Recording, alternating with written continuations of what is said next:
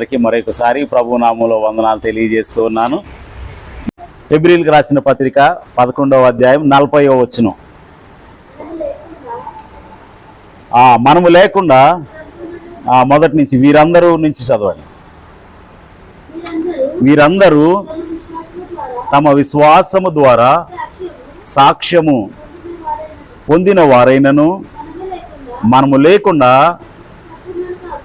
సంపూర్ణులు కాకుండు నిమిత్తము దేవుడు మన కొరకు మరి శ్రేష్టమైన దానిని ముందుగా సిద్ధపరచెను గనుక వీరు వాగ్దాన ఫలము అనుభవింపలేదు. ఇక్కడ ఇది ఆ కంటెక్స్ట్లో చూస్తే అంతకుముందు అధ్యాయానికి కంక్లూజన్గా అపోస్తలుడైన పౌలు రాస్తూ ఉన్నారు. కానీ ఇందులో మధ్యలో ఒక మాట మనం ధ్యానించుకోబోతూ ఉన్నాం. దేవుడు మన కొరకు మరి శ్రేష్టమైన దానిని ముందుగా సిద్ధపరిచాను. సరే, ఇంత వచనంలో మరలా ఆ మధ్య భాగంలో మళ్ళీ 2 మాటలు తీసుకుంటే మన కొరకు సిద్ధపరిచే దేవుడు ఎవరండి? మన దేవుడు సిద్ధపరిచే దేవుడు కదా, సిద్ధపరిచే దేవుడు. ఈ దినమున సిద్ధపరిచే దేవుడు అనే అంశం మీద మనం కొంత సమయం వాక్యాన్ని ధ్యానించుకుందాం. తలలో ఉంచినట్లయితే దేవుని సహాయం నిమిత్తం ప్రార్థన చేసుకుందాం. సర్వోన్నతుడును సర్వశక్తివంతుడు అయిన మా ప్రియ పరలోకపు తండ్రి, జీవం గల దేవా, నీవు సిద్ధపరచు దేవుడవు. అవును నాయన, నీవు నిజముగా సిద్ధపరచు దేవుడవు గనక నీకు వందనాలు, స్తోత్రాలు. ప్రభువా, ఈ సమయం మా జీవితాలకు ఆశీర్వాదకరంగా మార్చమని బ్రతిమలాడుకొనిచున్నాం. వాక్య స్వరూపి నీవే మమ్ములను దర్శించు నాయన.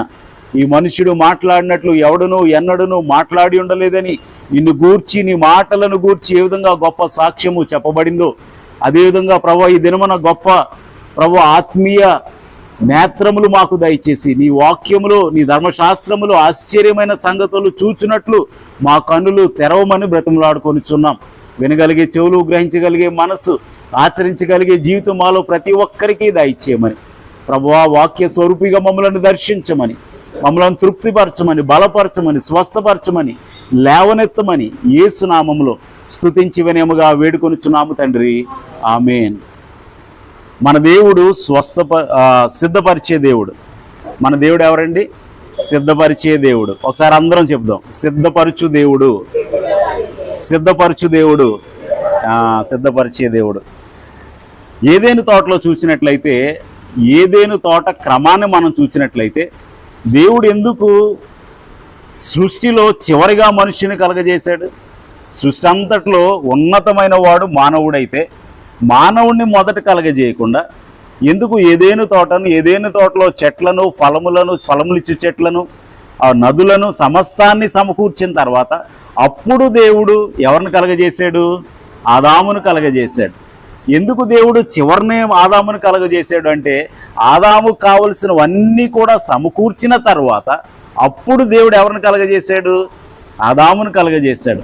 కాబట్టి ఈ సృష్టి క్రమాన్ని బట్టి మనం ఏం అర్థం చేసుకోవాలి అంటే, మన దేవుడు సిద్ధపరిచే దేవుడు. మన దేవుడు మనకి ఏమి అవసరమో, మనకి ఏది అవసరమై ఉన్నదో, మన అవసరత ఏమై ఉన్నదో, మన నీడ్ ఏమై ఉన్నదో దానిని సమకూర్చే దేవుడు మన దేవుడు. సరే, ఆదాము గారిని సృష్టించాడు. తర్వాత ఆదాము గారు ఒంటరిగా ఉండటం మంచిది కాదని దేవుడు అనుకున్నాడు. అయితే దేవుడు అప్పుడు అనుకున్నాడా అంటే కాదు కానీ దేవుడు ముందే తెలుసు ఆదాముకి ఎవరో ఒక సాటి అయిన సహాయము అవసరమని తెలుసు. కాబట్టి ఇప్పుడు అవ్వమ్మ గారిని ఏ రూపంలో పెట్టాడు? ఆదాములో ఒక పక్కటెముక రూపంలో పెట్టాడు. అయితే సమయం వచ్చినప్పుడు ఆ పక్కటెముకను తీసి స్త్రీగా నిర్మించి అప్పుడు ఎవరి దగ్గర తీసుకొచ్చాడు? ఆదాము గారి దగ్గరికి తీసుకుని వచ్చాడు. అంటే అవ్వమ్మ గారు ఆదాము కలుగజేసినప్పుడే దేవుడు ఆదాములో అవ్వమ్మను పెట్టి అప్పుడు ఆదామును కలగజేశాడు. అంతేనమ్మా? దేవుడు ఇప్పుడు సీతాకోక చిలక అయింది. సీతాకోక చిలక అది అయినప్పుడు సమయం వచ్చినప్పుడు అయింది, కానీ అది గొంగళ పురుగులో మిళితమై ఉంది, గొంగళ పురుగులో దాగి ఉంది. ఎప్పుడైతే సమయం వచ్చిందో దేవుడు దాన్ని ఏం చేశాడంటే గొంగళ పురుగులోంచి సీతాకోక చిలుకగా చక్కగా బయటకు వచ్చింది. అదేవిధంగా దేవుడు కూడా మనకు అవసరమైన సమస్తాన్ని సమకూర్చాడు. సమయం వచ్చినప్పుడు ఆయన ఏం చేస్తాడంటే నీకు నాకు వాటిని సిద్ధపరుస్తాడు. మన దేవుడు సిద్ధపరిచే దేవుడు. మన దేవుడు సిద్ధపరిచే దేవుడు. వాక్యంలో చూసినట్లయితే దేవుడు తన వారికి సిద్ధపరుస్తాడు, తన శత్రువులకు కూడా సిద్ధపరుస్తాడు. రెండు రకాలుగా దేవుడు సిద్ధపరుస్తాడు. అయితే మనం దేవుని వైపు ఉంటే మనం దేవుడు మన కొరకు సిద్ధపరిచిన వాగ్దానాలను, ఆశీర్వాదాలను మనం స్వతంత్రించుకుంటాం. దేవునికి విరోధంగా ఉంటే దేవుడు తన శత్రువులు కూడా విడిచిపెట్టలేదండి. మొదటి కీర్తన చదివినప్పుడు ఆశ్చర్యం అనిపిస్తుంది. అతడు ధర్మశాస్త్రమును ఆనందించుచు దేవారాత్రము దానిని ధ్యానించువాడు ధన్యుడు. అతడు నీటి కాలువల ఎవరిన నాటబడినదే, ఆకువాడక తన కాలమందు ఫలమిచ్చు చెట్టు వలె ఉండును అని రాయబడి అంతటితో ఆగిపోలేదు. కానీ అక్కడ ఏమని రాయబడిందంటే నీతిమంతుల సభలో పాపులు నిలువరు అని రాయబడింది. అంటే పాపుల గురించి ఎందుకు చెప్పాడు? అందుకనే దేవుడు కూడా మత్తయి సువార్త వచ్చేసరికి ఆ ధాన్యములను కళ్ళములో ఏం చేస్తాడు? గింజలను వేరు చేస్తాడు, పొట్టును వేరు చేస్తాడు. పొట్టును గాలికి విడిచిపెట్టాడండి. ఏ విధంగా ఈ ధాన్యాన్ని, శ్రేష్టమైన గింజలను కొట్టులు అంటే ఈ గాదిలో దాచిపెడతాడు, శ్రేష్టంగా దాచిపెడతాడు. పొట్టును కూడా అంతే శ్రద్ధగా ఏం చేస్తాడంటే అగ్నిలో కాల్చివేస్తాడు. అంటే ధాన్యపు గింజల కొరకు గాది అంటారు కదండి, గాది అంటారు తెలుసా? ఇక్కడేమంటారు? గాది అంటారు. అంటే ధాన్యాన్ని దాచిపెట్టుకునే స్టోరేజ్ యూనిట్ కదా. ఒకవేళ సాఫ్ట్వేర్లు అనుకోవాలనుకుంటే డేటాబేస్, కామన్ రిపాజిటరీ కదా, అందులో శ్రేష్టమైనది అలా దాచిపెట్టాడు. అదేవిధంగా పొట్టు వస్తుంది కాబట్టి పొట్టును తగలబెట్టడానికి ఆయనను కట్టెలు కూడా సిద్ధపరిచే దేవుడై ఉన్నాడు. వాక్యంలో మనం చూస్తే ఆ మొదటి కొరింథీయులకు రాసిన పత్రిక 12:9 చూస్తే అక్కడ మరి ఒక మాట రాయబడింది.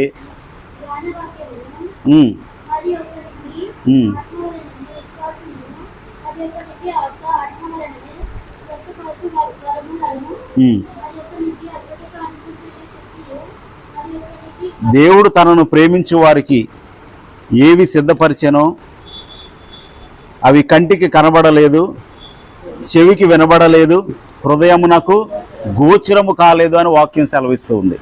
కాబట్టి మన దేవుడు తనను ప్రేమించు వారికి సమస్తమును కూడా సిద్ధపరిచే దేవుడు.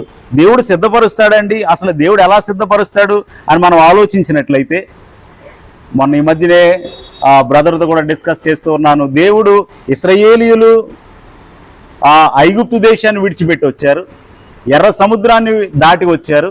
వారు వచ్చేసరికి మారా అనే ప్రాంతం వచ్చింది. ఏ ప్రాంతం వచ్చిందండి? మారా అనే ప్రాంతం వచ్చింది. దేవుడు ఒకేసారి వాళ్ళకి రూట్ మ్యాప్ ఇవ్వలేదు, కానీ ఏ రోజు ఏ విధంగా బయలుదేరాలో తెలియజేశాడు. అయితే మారా వస్తుందని దేవునికి తెలుసు, ఆ మారాలో నీళ్లు చేదుగా ఉంటాయని దేవునికి తెలుసు. కాబట్టి దేవుడు ఏం చేశాడంటే ఏం పెట్టాడండి? అక్కడ ఒక చెట్టును పెట్టాడు. మారా నీళ్ళు చాలా కాలం నుంచి చేదుగా ఉన్నాయి. చాలామంది అనుకునేవారంట ఆ మారా మార్గం నుంచి వెళ్ళకండిరా బాబు, అక్కడ నీళ్లు కూడా తాగడానికి నీళ్లు కూడా మంచి నీళ్ళు కూడా దొరకవు, కాబట్టి మారా వైపు నుంచి వెళ్ళొద్దు, వేరే వైపు నుంచి వెళ్ళండి అనేవారు. అయితే దేవుడికి అక్కడ మారా ఉందని తెలుసు కూడా తన ప్రజలను అక్కడికి నడిపించాడు. అప్పటికి వారు తెచ్చుకున్న వాటర్ బాటిల్స్లో నీటి బుడ్లో నీళ్లు అయిపోయినాయి. ఇప్పుడు వారికి దాహం వేస్తూ ఉంది. అరే దాహంతో వాళ్ళు తిప్పలు పడుతూ ఉంటే వాళ్ళకి నీళ్లు దొరికినాయి. సరే నీళ్లు దొరికినాయి అనుకుంటే అవి ఎటువంటి నీళ్లు? చేదైన నీళ్లు. అప్పుడు దేవునికి మోషే ప్రార్థన చేశాడు. అప్పుడు దేవుడు ఏం చూపించాడండి? ఒక చెట్టును చూపించాడా? చిన్న మొక్కను చూపించాడా? చెట్టును చూపించాడు. చెట్టు అంటే ఎంతకాలం అవుతుంది? చెట్టు అంటే ఇప్పుడు అటువంటి చింత చెట్టు ఉందనుకోండి, అదో 10 సంవత్సరాలు అవుతుంది కదా. ఒక మామిడి చెట్టు అనుకోండి, ఓ 10 సంవత్సరాలు కదా. ఒక వేప చెట్టు అనుకోండి, 10 సంవత్సరాలు. అంటే కనీసం 5, 10, 15 సంవత్సరాల వయసున్న చెట్టును దేవుడు చూపించాడు. అంటే ఇశ్రాయేలీయులు అప్పటికి ఆ ఐగుప్తు దేశాన్ని విడిచి 3 రోజుల్లో అది చెట్టు మొక్క వృక్షం అయిపోయిందా? ఆ విత్తనం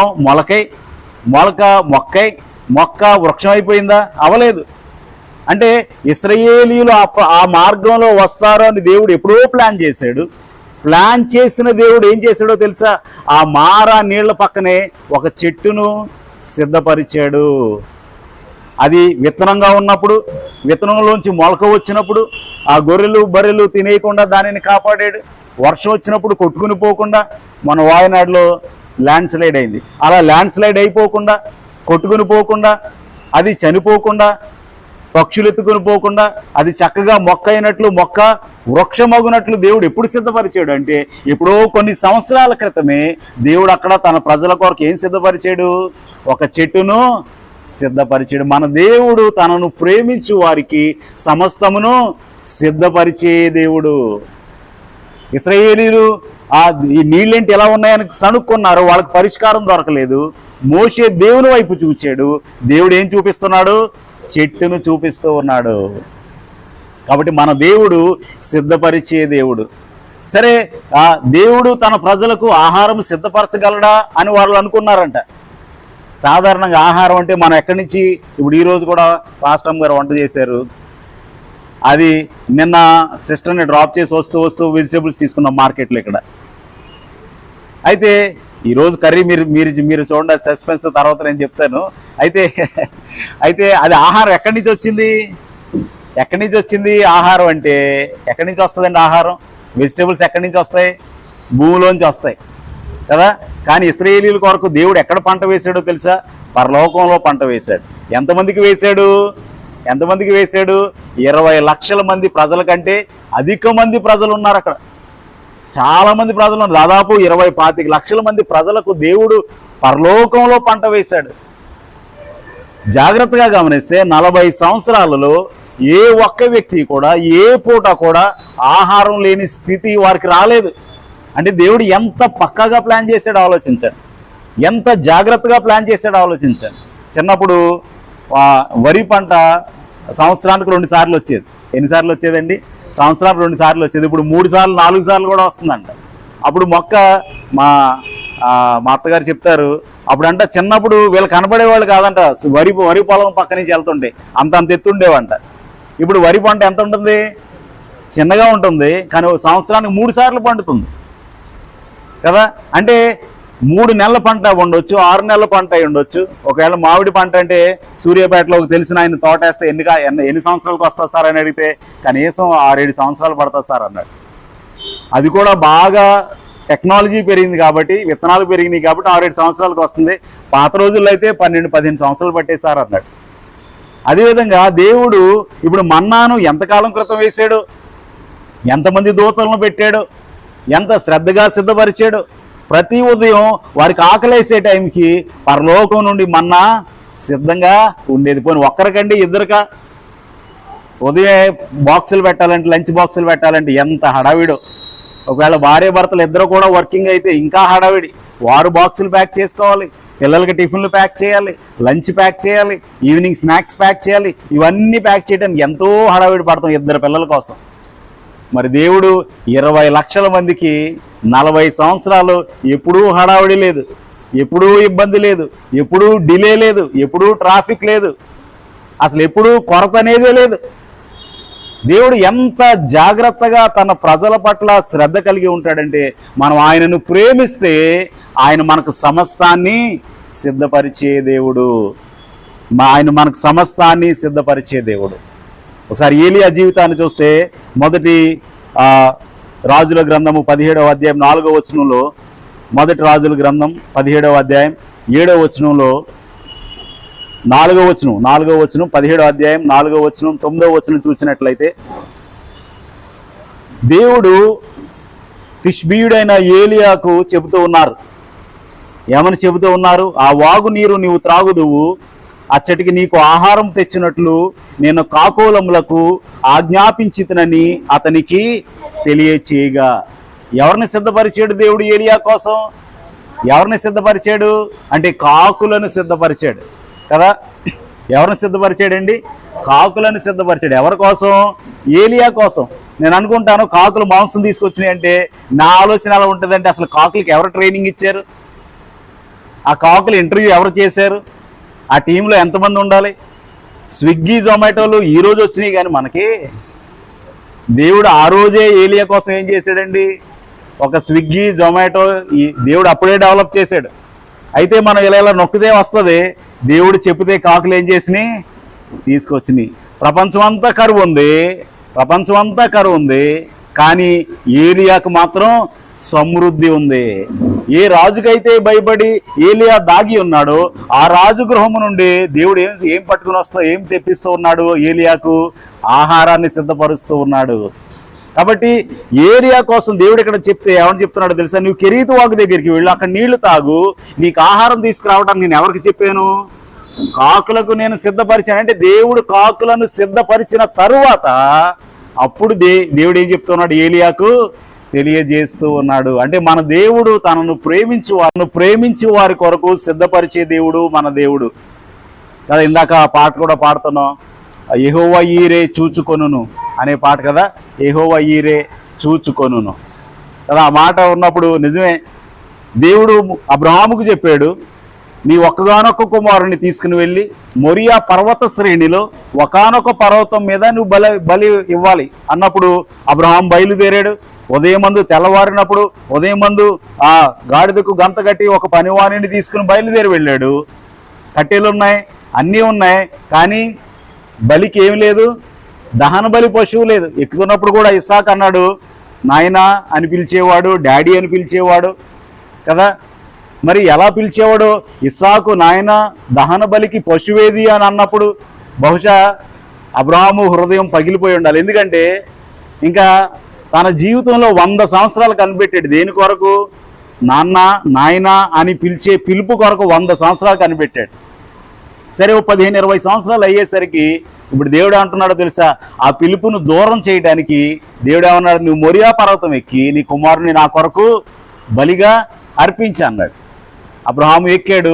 ఇంక మరోసారి ఆ పిలుపు వింటాడో లేదో తెలియదు. ఆ విధంగా పిలిచే ఇస్సాకును బలివ్వబోతూ ఉన్నాడు. ఇంకా ఆ పిలుపు దూరం అయిపోతుంది. అయినప్పటికీ అబ్రహాం విశ్వాసంతో ఎక్కుతూ ఉన్నాడు. అబ్రహాం ఏమన్నాడంటే యెహోవా ఈరే, యెహోవా చూచుకొనును. సరే, పైకి ఎక్కాడు. కట్టెలు చక్కగా పేర్చారు, ఇద్దరు పేర్చారు. పేర్చిన తర్వాత అప్పుడు ఇస్సాకుని చేతులు కాళ్ళు కడుతూ ఉన్నాడు. ఆ కట్టెల మీద పడుకోబెట్టాడు. బాగా షార్ప్గా ఉన్న నైఫ్ ఆ ఇస్సాకే మోసుకుని వెళ్ళి ఉంటాడు. అయితే ఒక్కసారిగా ఆ ఖడ్గం ఎత్తినప్పుడు దేవుడు ఏమంటున్నాడు? అబ్రామా ఆగు అని చెప్పినప్పుడు దేవుడు అతనికి ఏం చూపిస్తున్నాడంటే కొమ్ములు తగులుకొనిన పొట్టేలు కదా. నేను అనుకుంటాను కొమ్ములు తగులుకొనిన పొట్టేలు వరకే మనం ఆలోచిస్తాం, కానీ కొమ్ములు తగులుకుంది అంటే కొమ్ములు ఎలా ఉన్నాయి? దానికి కొమ్ములు ఎలా ఉన్నాయండి? కొమ్ములు ఎలా ఉన్నాయి? ఇలా వంకర టెంకర తిరిగి ఉన్నాయి కదా. అంటే కొమ్ములు తగులుకున్న పొట్టేలు వరకు మాత్రమే మనం ఆలోచిస్తాం, కానీ కొమ్ములు తగులుకున్న ఎందుకు రాశాడు ఇక్కడ అని అంటే ఆ కొమ్ములు ఎలా ఎదగాలో ఎవరు డిజైన్ చేశారు? ఆ కొమ్ములు ఎంత వంకరగా ఉంటే ఆ పొదల్లో చిక్కుకుంటాయో అంత వంకరగా దేవుడు కొమ్ములు చేసింది ఎవరండి? అంత వంకరగా కొమ్ములు చేసింది. స్ట్రైట్గా కొన్ని మీరు చూసారేమో, కొన్నిటికి స్ట్రైట్గా ఉంటాయి కదా. కానీ ఆ పొట్టికలకి ఎందుకు కొమ్ములు తగులుకున్నాయంటే ఆ కొమ్ములు ఎలా ఉన్నాయి? వంకర టెంకరగా ఇలా రౌండ్గా ఉన్నాయి. అంటే ఆ కొమ్ముల్ని డిజైన్ చేసింది దేవుడే, అక్కడ ఒక పొదను ఏర్పరిచింది దేవుడే. ఏ పొదలోకి వెళ్తే కొమ్ములు తగులుకుంటాయో ఆ పొదలోనికి పొట్టేళ్ళు నడిపించింది కూడా దేవుడే. మనం జాగ్రత్తగా పరిశీలిస్తే మనం చాలా ఫాస్ట్గా చదివేస్తాం, మనం బిజీ కదా, కొమ్ములు తగులుకున్న పొట్టేలు అనుకుంటాం. కానీ ఆ కొమ్ములు ఎవరు డిజైన్ చేశారు? ఎంత వంకరగా ఉండాలి? ఎంత వంకరగా ఉంటే అది పొదలో పట్టుకుంటుంది. ఆ పొద ఎంత బలంగా ఉండాలి? అది గట్టిగా పీకినప్పుడు పొద ఊడిపోకూడదు. ఏ కొమ్మలోకి వెళ్తే ఆ కొమ్ము తగులుకుంటుందో దేవుడు దానిని సిద్ధపరిచాడు. సరిగ్గా అబ్రహాము ఎక్కిన సమయానికి అది ఎక్కింది. అబ్రహాము ఎక్కిన పర్వతమే అక్కడికి చాలా పర్వతాలు ఉన్నాయి. అందుకని దేవుడు ఏమంటాడంటే అక్కడికి వెళ్ళు, ఏ పర్వతం ఎక్కాలో నేను చెప్తాను అన్నాడు. అక్కడ వెళ్ళిన తర్వాత దేవుడు ఒక పర్వతం చూపించాడు. మనం అంటే ప్రభువా ఈ పర్వతం మీద ఎక్కాలా, అసలు కొడుకుని ఇవ్వటమే ఎక్కువ అనుకుంటే మళ్ళీ ఈ పర్వతం అంటున్నావేంటి అనుకుంటాం. కానీ అబ్రహాము దేవుడు చూపించిన పర్వతమే ఎక్కాడు. ఆ పర్వతం మీదకే అబ్రహాము వెళ్ళే సమయానికి ఇక్కడ కొమ్ములు తగులుకొనిన పొట్టేలును దేవుడు ఏం చేశాడండి? సిద్ధపరిచాడు. మన దేవుడు సిద్ధపరిచే దేవుడు. కేవలం పొట్టేలు వరకే మనం ఆలోచిస్తున్నామేమో, కానీ పొట్టేలు కొమ్ములు తగులుకున్నది అంటే అది వంకరగా దేవుడు డిజైన్ చేశాడు. ఆ పొదను కూడా దేవుడు ఏర్పరిచాడు. ఆ పొద ఎప్పుడు పెట్టాడు? అబ్రహాముకైతే 3 రోజులు పట్టిందంట ప్రయాణం. కానీ ఆ కొమ్ములు తగులుకున్న పొట్టేలు 3 రోజులు అయిపోయిందా? అంటే పొట్టేలు పుట్టినప్పుడే దేవుడు ఏం చేశాడు, ఇది అబ్రహాము మొరియా పర్వతం మీద బలి అర్పించడానికి అని అబ్రహాం అయితే ఎక్కాడు. మరి పొట్టేళ్ళని ఎవరు ఎక్కించారు, పొట్టేళ్ళని ఎవరు తీసుకొచ్చారు, పొట్టేలు ఆ పొద దగ్గరికి ఎవరు తీసుకెళ్లారు? సరిగ్గా కత్తెత్తే టైంకి అది సరిగ్గా పొదల దగ్గరికి వచ్చి అది రెడీగా ఉంది. కాబట్టి మన దేవుడు ఎవరండి అంటే సిద్ధపరిచే దేవుడు. ఫిలిస్తీన్ దేశంలో ఒక గొప్ప యోధుడు ఉన్నాడు, 6 మూళ్ల జానడెత్తు మనిషి ఉన్నాడు. అతని పేరు గొలియాతు. గాత్ అనే ప్రాంతంలో ఉన్నాడు. వాడు పుట్టగానే మామూలుగా కొంతమంది చిన్న చిన్నగా పుడతారు కదా, 700 గ్రాములు 1000 గ్రాములు పుట్టే పిల్లలు కూడా ఉంటారు కదా. మామూలు నార్మల్ వెయిట్ అంటే 2.5 కిలోస్ అంటారు. కానీ వాడు పుట్టేసరికి బాగా బలంగా ఉన్నట్టున్నాడు. ఓహో, వీడు నిజంగా చాలా చాలా ఉన్నత దేహుడు అవుతాడు అనుకున్నారు. చిన్నప్పటి నుంచి వాడికి ఏమి ఇచ్చారు, ట్రైనింగ్ ఇచ్చారు. అందుకనే సౌలు అంటాడు, వాడు చిన్నప్పటి నుండి యుద్ధ విద్యలు నేర్చిన వాడు అంటూ ఉన్నాడు. వాడు బాగా యుద్ధానికి ట్రైనింగ్ ఇచ్చారు. సాధారణంగా ఇశ్రాయేలీయులకు ఒక స్పై వ్యవస్థ ఉంటుంది, అంటే వేగుల వారు. ఇప్పుడు ఇశ్రాయేల్ యొక్క మొసాద్ గురించి కూడా యూట్యూబ్లో మారుమోగిపోతుంది. ఏంటంటే మొన్న ఈ మధ్య హమాస్ తీవ్రవాదుల హెడ్ హనియే ఆయన పేరు, ఆయన ఏం చేశాడంటే ఆయన టర్కీలో తలదాచుకుంటాడు. ఆయన టర్కీ నుంచి ఈ మధ్యనే ఇరాన్ ప్రెసిడెంట్గా ప్రమాణ స్వీకారం చేస్తున్నాడు ఒక వ్యక్తి. కాబట్టి హమాస్ యొక్క తీవ్రవాద సంస్థ యొక్క అధిపతిని, హెడ్ని చీఫ్ గెస్ట్గా ఆహ్వానించారు. హెడ్ హనియే ఆయన పేరు. ఆయన ఏం చేశాడంటే ఆయన టర్కీలో తలదాచుకుంటాడు. ఆయన టర్కీ నుంచి ఈ మధ్యనే ఇరాన్ ప్రెసిడెంట్గా ప్రమాణ స్వీకారం చేస్తున్నాడు ఒక వ్యక్తి. కాబట్టి హమాస్ యొక్క తీవ్రవాద సంస్థ యొక్క అధిపతిని, హెడ్ని చీఫ్ గెస్ట్గా ఆహ్వానించారు. ఆయన టర్కీ నుంచి ఇరాన్ వస్తున్నాడని ఎవరికి తెలిసింది? ఇశ్రాయేల్ వారి మొసాద్కి తెలిసింది. మొసాద్ అంటే ఇండియన్ ఇప్పుడు ఇన్వెస్టిగేషన్ ఏజెన్సీ అలా ఉంటాయి కదా, సెంట్రల్ ఇన్వెస్టిగేషన్ ఏజెన్సీ అమెరికా, అలా ఒక గూఢాచారి వ్యవస్థ. వాళ్ళకి తెలిసింది ఇప్పుడు హమాస్ వాళ్లే కదా ఇశ్రాయేల్ మీద దాడి చేసేది. కాబట్టి హమాస్ యొక్క చీఫ్ని వీళ్ళు అంతమొందించాలనుకున్నారు. ఎంత పక్కాగా ప్లాన్ చేశారంటే అతను రాకముందే, అతను వస్తాడు అని ఊహించి 2 నెలల క్రితమే ఇరాన్ యొక్క ఆ స్పై ఏజెంట్స్లో ఒకరిని పెట్టి అతనే చాలా శక్తివంతమైన బాంబులు పెట్టాడు. పెట్టిన తర్వాత అతను ఆ చీఫ్ గెస్ట్ హనీ అనే వ్యక్తి వచ్చి ఆ ప్రెసిడెంట్ యొక్క ప్రమాణ స్వీకారంలో టీవీలో కనబడ్డాడు. వీళ్ళు వచ్చాడు అనుకున్నారు. ప్రమాణ స్వీకారంలో కనిపించాడు, ఏదో ప్రసంగం కూడా చేశాడు, గ్రీటింగ్స్ చెప్పాడు కొత్త ప్రెసిడెంట్కి. ఆ తర్వాత వెళ్ళి ఏ రూమ్లో ఉంటాడో, ఏ బిల్డింగ్లో ఉంటాడో వీళ్ళ ముందే తెలుసుకున్నారు. వెళ్ళిన తర్వాత ఇస్రాయేల్ మొసాద్ సిస్టమ్కి ఒక మెసేజ్ వచ్చిందంట, the bird is in the cage అని ఒక మెసేజ్ పంపించారంట. ఏంటండి, the bird is in the cage అంటే పక్షి గూళ్ళోకి వచ్చేసింది అని చెప్పారు. పక్షి గూళ్ళోకి వస్తే ఇంక మనం ఏం చేయాలి, దాన్ని పట్టుకోవాలి. కాబట్టి వాళ్ళు ఏం చేశారంటే, వాళ్ళ ఇశ్రాయేల్ దేశంలోనే ఉన్నారు, ఈయన ఇక్కడే ఉన్నాడు. రాత్రి 2 గంటలకు వాళ్ళు అక్కడ రిమోట్ ఆపరేట్ చేశారు, ఇక్కడ ఈయన చనిపోయాడు. అంటే ఇశ్రాయేల్ యొక్క మొసాద్, అంటే ఇప్పుడు మొసాద్ అని పిలుస్తున్నారు కానీ స్పై సిస్టమ్ అనేది చాలా స్ట్రాంగ్. అందుకని వేగులు వారు రాహాబు దగ్గరికి వెళ్ళారు. వాళ్ళు ఆ రోజుల్లోనే చాలా స్ట్రాంగ్ స్పై సిస్టమ్ ఉండేది.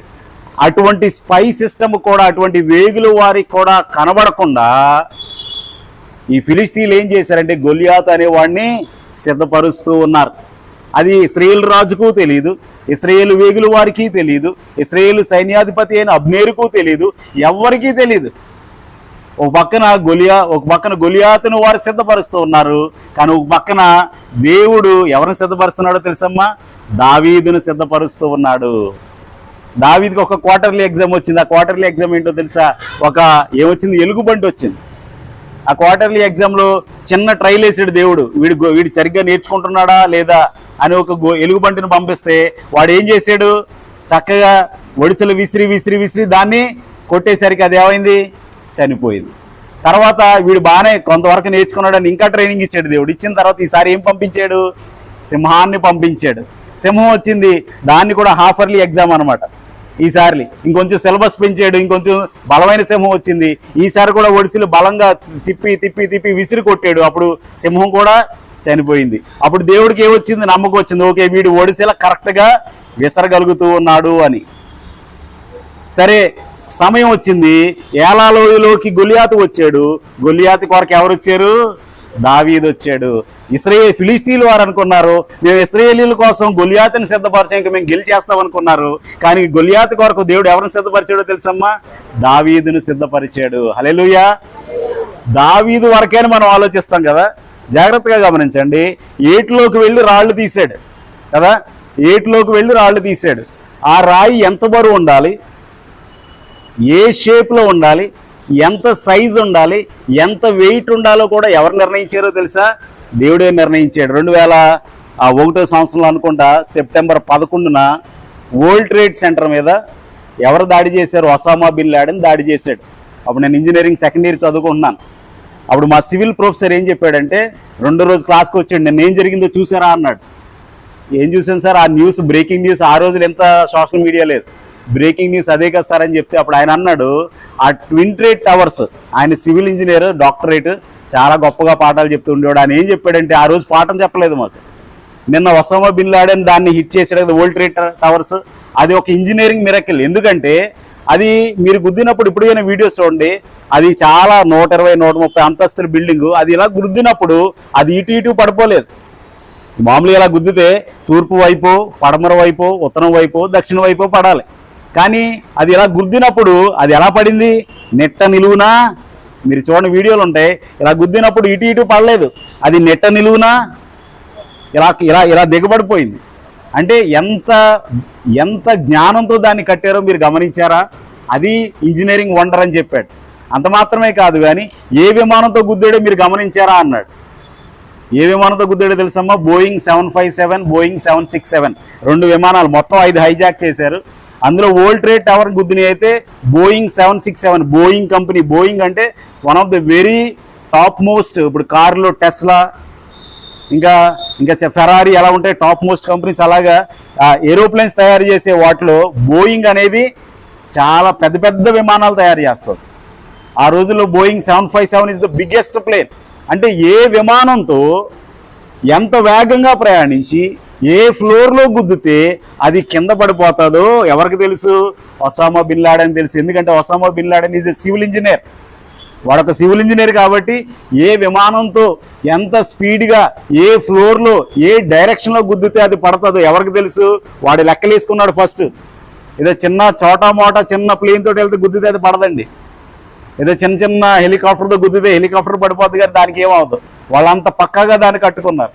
అటువంటిది ఏ బోయింగ్ విమానంతో, జాగ్రత్తగా గమనిస్తే, ఏ బోయింగ్ విమానంతో ఎంత స్పీడ్లో ఏ డైరెక్షన్లో ఏ ఫ్లోర్ మధ్యలో గుద్దితే అది కూలతాదో ఒసామా బిన్ లాడెన్ లెక్కలేసుకున్నాడు. అదేవిధంగా దేవుడు కూడా దావీదు ఏ రాయితో కొట్టాలో, ఏ డైరెక్షన్లో కొట్టాలో, ఎంత ఫాస్ట్గా కొట్టాలో ఎవరు ఏర్పరిచారండి? దేవుడు సిద్ధపరిచాడు. మన దేవుడు సిద్ధపరిచే దేవుడు. సరే, కొట్టడం, దావీదు కొట్టడం వరకు ఓకే, రాయి వరకు ఓకే. అసలు ఎక్కడ తగిలింది ఆ రాయి? ఎక్కడ తగిలిందండి? ఇదో ఫణిబాబు గారు అంటారు, నుదుటిని తగిలింది కదా. నుదుటిని తగిలిందంటే వాడు శిరస్త్రాణం పెట్టుకున్నాడు, డాలు పెట్టుకున్నాడు కదా, 2-3 పెద్ద బళ్ళాలు తగిలించుకున్నాడు, ముందు ఒక డాలు పట్టుకుని ఎవడో నడుస్తూ ఉన్నాడు. అంతా బాగానే ఉంది, కానీ నుదుటి మాత్రం కొంత ప్లేసు. అంటే వాడు ఈ యుద్ధాయుధాలు డిజైన్ చేసుకుంటున్నప్పుడే, శిరస్త్రానం డిజైన్ చేసుకుంటున్నప్పుడే, ఎవరో డిజైనర్ ఉండి ఉంటాడు, లేదా వాడే డిజైన్ చేసుకుని ఉంటాడు. దేవుడు ఏం చేసాడో తెలుసా? ఒరే, నువ్వేమైనా చేసుకో, కానీ ఇక్కడ మాత్రం ప్లేసు వదిలే. ఎందుకు తెలుసా? అక్కడ కొట్టడానికి ఒకడు వస్తాడు. అంటే గొలియాతు యొక్క ఈ యుద్ధాయుధాలు లేదా శిరస్త్రానం డిజైన్ చేస్తున్నప్పుడు కూడా దేవుడు ఏం చేశాడండి? ఇక్కడ ప్లాన్ వేసాడు. దేవుడు ప్లాన్ వేసి, ఎంత లెక్క బాబు నువ్వేమైనా కప్పుకో, కానీ ఇంకా ఎంత లెక్క మాత్రం నువ్వు కప్పుకోవడానికి వాడికి తెలీదు. వాడు డిజైన్ చేసుకున్నాడు, ఇత్తడితో, రాగితోనా, స్టీల్తోనా అనుకున్నాడు. వాడు ఒళ్ళంతా కప్పుకున్నాడు. ఇంత లెక్క ఎందుకు వదిలేశాడు అంటే, ఇంత లెక్క ఒకడు రావాలి, రాయి పెట్టి కొట్టాలి, వాడు ముందుకు పడాలి. అంటే వాడి డిజైనింగ్లో కూడా ఎవరున్నారు? దేవుడు ఉన్నాడు. మనం జాగ్రత్తగా గమనిస్తే ఇవన్నీ ఆలోచిస్తూ ఉంటే, ప్రభువా నీ బుద్ధి జ్ఞానముల బాహుళ్యము ఎంత దొడ్డది, ఎంత గొప్పది. మనం అనుకుంటాం దేవుడు దావీదునే సిద్ధపరిచాడు అనుకుంటాం. కాదు, దేవుడు గొలియాతును కూడా సిద్ధపరిచాడు. దేవుడు కేవలం పొట్టేలునే సిద్ధపరిచాడు అనుకుంటాం, కానీ దేవుడు పొట్టేలు యొక్క కొమ్ములను కూడా సిద్ధపరిచాడు. మన దేవుడు సిద్ధపరిచి దేవుడు. మనం ప్రేమించే వారం అయితే, మనం దేవుని ప్రేమిస్తే ప్రియ సహోదరుడా సహోదరి, దేవుడు నీ జీవితంలో కావాల్సినవి అన్ని దయచేస్తాడు. కానీ ఆయన సమయం వచ్చినప్పుడు దయచేస్తాడు. మనం సిద్ధపరుస్తాడు అనుకుంటాం, కానీ దేవుడు ఎంత జాగ్రత్తగా, ఎంత నిశ్చితంగా. మొన్న మధ్య నేను ఒకసారి క్రికెట్ ఫాలో అవుతూ ఉంటాను. అమెరికాలో world cup T20 world cup జరిగింది కదా. జరిగినప్పుడు మన వాళ్ళే గెలిచారు. 13 సంవత్సరాల తర్వాత అనుకుంటా, 2007లోనే గెలిచారు. 11లో గెలిచిన తర్వాత 2007లో T20 వరల్డ్ కప్ గెలిచారు. మరలా 14 సంవత్సరాల తర్వాత గెలిచారు. మధ్యలో ఒక మ్యాచ్, ఏదో చిన్న కంట్రీతోటే మ్యాచ్. ఆ మ్యాచ్ అయిపోయిన తర్వాత కెప్టెన్ రోహిత్ శర్మ మాట్లాడుతున్నాడు, ఈరోజు గాలి ప్రభావం చాలా ఉంది మ్యాచ్ మీద. ఇక్కడ విశాలమైన గ్రౌండ్లు ఉంటాయి, గాలి ప్రభావం చాలా ఉంది. దాన్ని బట్టి మేము కొంచెం స్కోర్ తక్కువ చేసాం, ఎక్కువ చేయలేకపోయాం అని అన్నాడు. అంటే క్రికెట్ మ్యాచ్ మీదే బాల్ ప్రభావం ఉంటే, ఇప్పుడు దావీదు విసిరే రాయి మీద కూడా ఏముండాలి? గాలి ప్రభావం ఉంటుంది, ఎయిర్ రెసిస్టెన్స్ అనేది ఉంటుంది. ఏరోడైనమిక్స్ అని ఉంటుంది. ఇంజనీరింగ్లో ఒక సబ్జెక్ట్ ఏంటంటే ఏరోడైనమిక్స్. అంటే విమానాన్ని ఏ విధంగా డిజైన్ చేయాలి. అమెరికా వాళ్ళు, జపాన్ వాళ్ళు కూడా బుల్లెట్ ట్రైన్ డిజైన్ చేస్తారు. అది ఎంత ప్రయత్నం చేసినానంటే చాలా సంవత్సరాలు 450 అది దాటట్లేదంట స్పీడ్. అప్పుడు ఒక ఇంజనీర్ వచ్చాడు. వాడు ఏం చేశాడంటే, బాబు దాని ముఖం ఎలా ఉంది, ఇలా పలకలుగా ఉంది, దాన్ని ఎలా చేయాలి, ఇలా సూదిగా షార్క్ ముక్కులా చేయండి అన్నాడంట. ఆ షార్క్ ముక్కులాగా దాన్ని సూదిగా చేసేసరికి ఆ స్పీడ్ ఏమైందో తెలిసి ఇంకా 100 కిలోమీటర్లు పెరిగిపోయింది. అంటే డిజైనింగ్ కూడా అదేవిధంగా దేవుడు ఆ రాయిని కూడా ఏం చేశాడు, డిజైన్ చేసి అక్కడ సిద్ధపరిచాడు. అన్ని వేల రాళ్లలో ఆ రాయే ఎందుకు తీశాడు? ఆ రాయే అక్కడ దేవుడు ఎందుకు పెట్టాడు? దేవుడు ఎప్పుడో రాయిని సిద్ధపరిచాడు. ఆ తర్వాత గొలియాతు వచ్చాడు, ఆ తర్వాత దావీదు వచ్చాడు, కానీ రాయి మాత్రం దేవుడు ముందే సిద్ధపరిచి పెట్టాడు. కాబట్టి ఇవన్నీ ఆలోచిస్తే ప్రియా సహోదరుడా సహోదరి, దేవుడు తన ప్రజల కొరకు సిద్ధపరిచే దేవుడు. బండలోంచి నీళ్ళు వచ్చినాయి అంటే వెంటనే నీళ్ళు వచ్చేయలేదండి. దేవుడు ఎంతకాలం నుంచి ఆ బండలో నీళ్లు నింపుతూ ఉన్నాడో.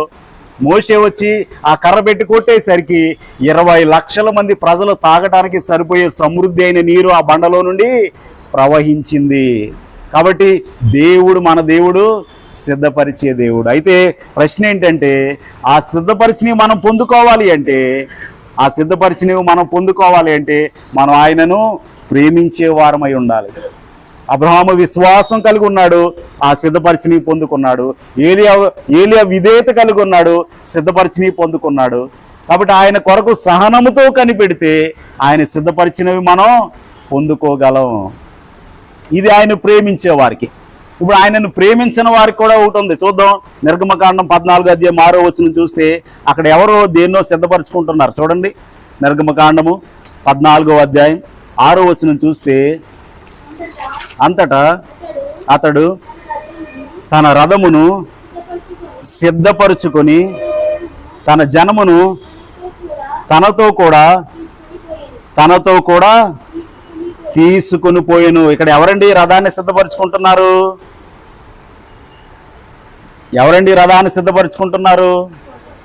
ఫరో రథాన్ని సిద్ధపరచుకుంటున్నాడు కదా.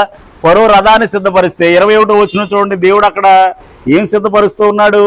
మోషే సముద్రం వైపు తన చేయి చాపగా యెహోవా ఆ రాత్రి అంతయు బలమైన తూర్పు గాలి చేత సముద్రమును తొలగించి దానిని ఆరిన నేలగా చేసెను. అంటే ఫరో రథాన్ని సిద్ధపరుచుకుంటున్నాడు, దేవుడు ఫరో కొరకు ఏం సిద్ధపరుస్తున్నాడు? తూర్పు గాలిని సిద్ధపరుస్తున్నాడు. ఎందుకంటే ఈ తూర్పు గాలి చేత ఏం జరుగుతుంది? తూర్పు గాలి అనేది ఒక స్పెషల్ సబ్జెక్ట్. యోనా జీవితంలో కూడా తూర్పు గాలి కనిపిస్తుంది. తూర్పు గాలి అనేది ఒకసారి దేవుని చిత్తం అయితే మనం ధ్యానించుకుందాం. తూర్పు గాలి, ఆ టాపిక్ పేరు తూర్పు గాలి. సరే, ఇక్కడ మనం చూసినట్లయితే ఫరో రథాన్ని సిద్ధపరుచుకుంటున్నాడు, దేవుడు ఏం సిద్ధపరుస్తున్నాడండి? ఫరో కొరకు ఏం సిద్ధపరుస్తున్నాడు? తూర్పు గాలిని సిద్ధపరుస్తున్నాడు. ఆ తూర్పు గాలి వచ్చి ఏమైంది? సముద్రాన్ని పాయలు చేసింది. అదే తూర్పు గాలి సముద్రాన్ని పాయలు చేస్తే ఇశ్రాయేలీయులు హ్యాపీగా నడిచి వెళ్ళిపోయారు. అదే తూర్పు గాలి మరలా వచ్చినప్పుడు అప్పుడు ఎవరున్నారు సముద్రం మధ్యలో? ఫరో ఉన్నాడు, ఫరో సిద్ధపరచుకున్న రథం ఉంది, అది ఏమైంది? మునిగిపోయింది, కొట్టుకుని పోయింది. అంటే ఆయన తన శత్రువుల కొరకు ఏం సిద్ధపరుస్తాడు? తూర్పు గాలిని సిద్ధపరిచే దేవుడు. ఇక్కడ చివరిగా మనం చూసినట్లయితే చూడండి, మత్తయి సువార్తలో రాయబడి ఉంది ఆయన ఇంకా ఏమేమి సిద్ధపరుస్తాడంటే, మత్తయి సువార్త 25వ అధ్యాయం 34వ వచనం చూస్తే 35వ వచనం చూద్దాం. ఫస్ట్ మత్తయి సువార్త 25:35 చదివితే అక్కడ ఒక మాట రాయబడి ఉంది. నేను 25వ అధ్యాయం 35వ వచనం, ఆకలి గొంటిని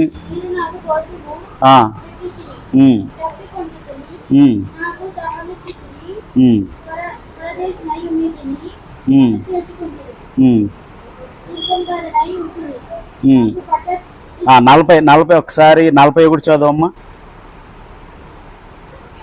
అప్పుడు ఆయన 41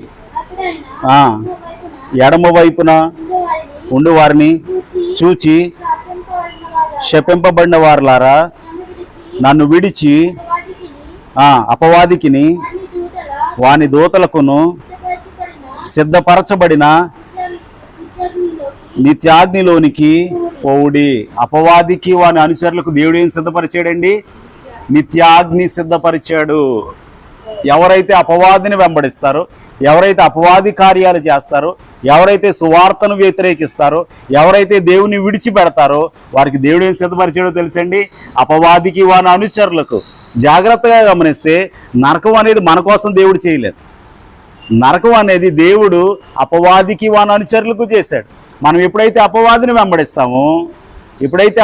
వెంబడిస్తామో అప్పుడు అపవాది డెస్టినేషన్ ఏంటి? గమ్యం ఏంటి? నిత్యాగ్ని. నిత్యాగ్నిలోనికి వాడు వెళ్తాడు. వాడికి నిత్యాగ్ని స్థిరపరచబడింది. మనం వానిని వెంబడిస్తే మనం కూడా అక్కడికి వెళ్ళిపోతాం.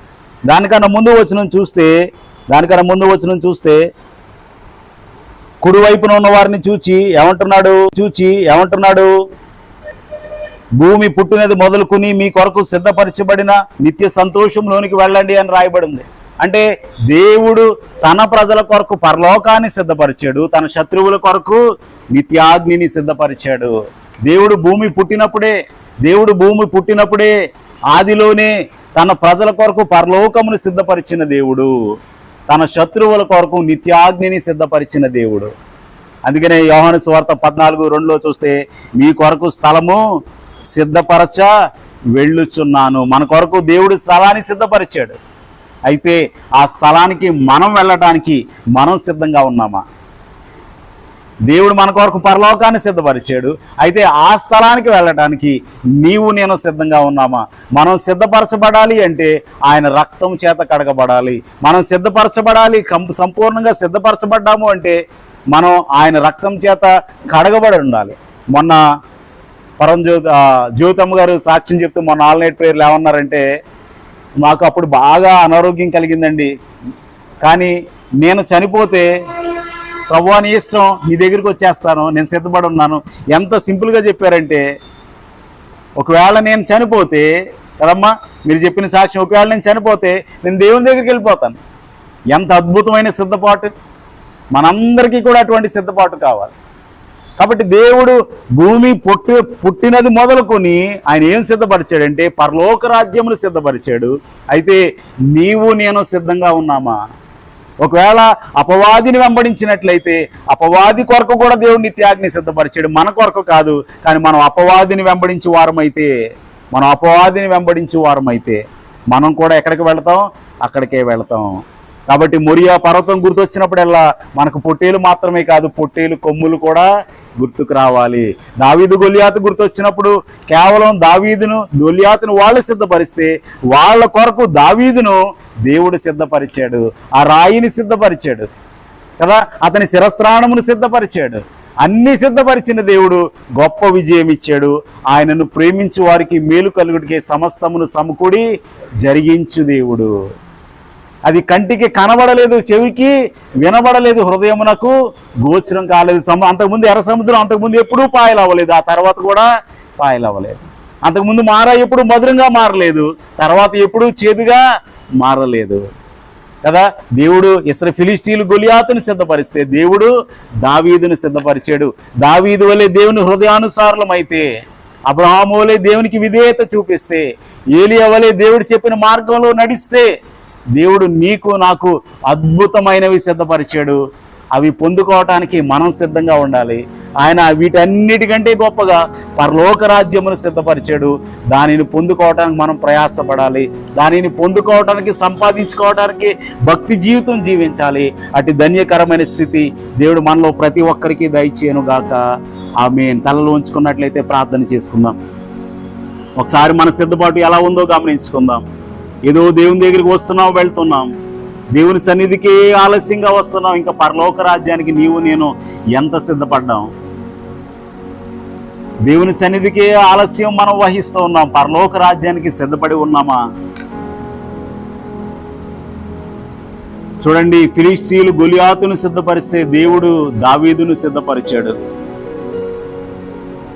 అబ్రహాము తన కుమారుని దహన బలి ఇవ్వటానికి కట్టెలు సిద్ధపరిస్తే దేవుడు పొట్టేలును, కొమ్ములు తగులుకొనిన పొట్టేలును సిద్ధపరిచాడు. ఆ గొలియాతు యొక్క నుదుటి భాగము ఎందుకు ఖాళీగా ఉంది అంటే అది దేవుని సిద్ధపాటే కదా. దావీదు విసిరిన రాయి దేవుని సిద్ధపాటే కదా. ఏలియా కొరకు కాకులను సిద్ధపరిచిన దేవుడు, సారేపతులో విధవరాలను సిద్ధపరిచిన దేవుడు, ఆదాము కొరకు ఏదేను సిద్ధపరిచిన దేవుడు నీ జీవితంలో కూడా గొప్ప ఆశీర్వాదములను సిద్ధపరిచాడు. అయితే వాటిని పొందుకోవటానికి నీవు సిద్ధపడ్డావా? వాటిని స్వతంత్రించుకోవడం తగిన విశ్వాసం ఉన్నదా? విధేయత ఉన్నదా? తగిన భక్తి జీవితం ఉన్నదా? దేవునికి లోబడే స్వభావం ఉన్నదా? అవన్నీ ఉంటేనే దేవుడు మనకు సిద్ధపరిచిన వాటిని మనం స్వతంత్రించుకోగలం. అవన్నీ ఉంటేనే మనం దేవుడు సిద్ధపరిచిన వాటిని స్వతంత్రించుకోగలం. ఒకవేళ అపవాదిని వెంబడిస్తున్నామేమో, ఒకవేళ అపవాది అనుచరులముగా జీవిస్తున్నామేమో, పాపానికి చోటిస్తున్నామేమో, ఒక్కసారి మనలను మనమే పరీక్షించుకుందాం. దేవుడు నీ కొరకు, నా కొరకు పరలోకమును సిద్ధపరిచి ఉంచాడు. మరి దాని కొరకు నీ సిద్ధపాటు ఎలా ఉంది? నీ హృదయాన్ని సిద్ధపరచుకుంటావా? నీ జీవితాన్ని సిద్ధపరచుకుంటావా? నీ పిల్లలను సిద్ధపరుస్తావా? ప్రార్థన చేసుకుందాం. సర్వోన్నతుడును సర్వశక్తివంతుడు అయిన మా ప్రియ పరలోకపు తండ్రి, జీవము గల దేవా, మరి మా జీవితంలో మరి ఒక ఆదివారమును దయచేసి నీవు సిద్ధపరచు దేవుడు అని ప్రభువా లోతైన విషయాలు మాతో మాట్లాడినందుకు వందనాలు. ఫిలిష్తీయులైతే మేము గొలియాతును సిద్ధపరుస్తున్నాం అనుకున్నారు, కానీ ప్రభువా నీవు గొలియాతు కొరకు దావీదును సిద్ధపరిచిన దేవుడవు. అదేవిధంగా ప్రభువా ఆ రాయిని సిద్ధపరిచిన దేవుడవు, గొలియాతు యొక్క శిరస్త్రాణమును సిద్ధపరిచిన దేవుడవు, డిజైన్ చేసిన దేవుడవు నీవే ప్రభువా. ఎంత గొప్ప కృప, ఎంత గొప్ప సిద్ధపాటు! నీ ప్రజలైన వారి కొరకు మన్నాను సిద్ధపరిచిన దేవుడవు, సముద్రమును పాయలు చేయుటకు తూర్పు గాలిని సిద్ధపరిచిన దేవుడవు, దాహము తీర్చుటకు బండలో నీటిని సిద్ధపరిచిన దేవుడవు, మారాలో చేదును తొలగించుటకు చెట్టును సిద్ధపరిచిన దేవుడవు.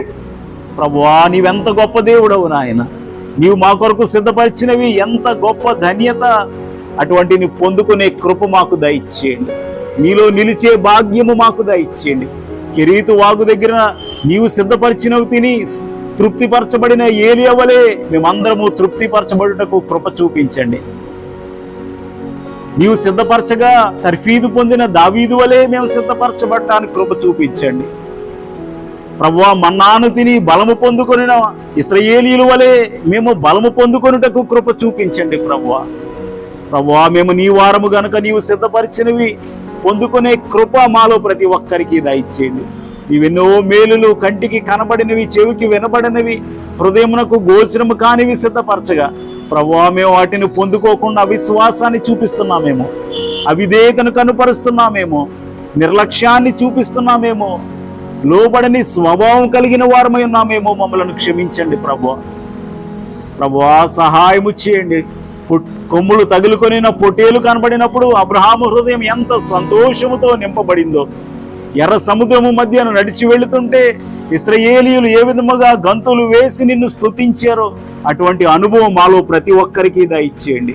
మీ కృపతో మమ్మలను జ్ఞాపకం చేసుకుని నీవు మా కొరకు సిద్ధపరిచినవన్నీ స్వతంత్రించుకునే కృప మాలో ప్రతి ఒక్కరికి అనుగ్రహించమని ప్రభువా, ఇప్పుడు నీ బల్లను సమీపిస్తూ ఉండగా నీవు మా కొరకు సిద్ధపరిచిన బల్లను యథార్థతతో, శుద్ధతతో, భయముతో, భక్తితో, కృతజ్ఞత కలిగిన హృదయముతో, సిద్ధపాటు కలిగిన మనసుతో చేరే కృప మాలో ప్రతి ఒక్కరికి దయచేయమని యేసు నామములో, సమస్తమును సిద్ధపరచువాడైన యేసు నామములో స్తుతించి వినయముగా వేడుకొనుచున్నాము తండ్రి.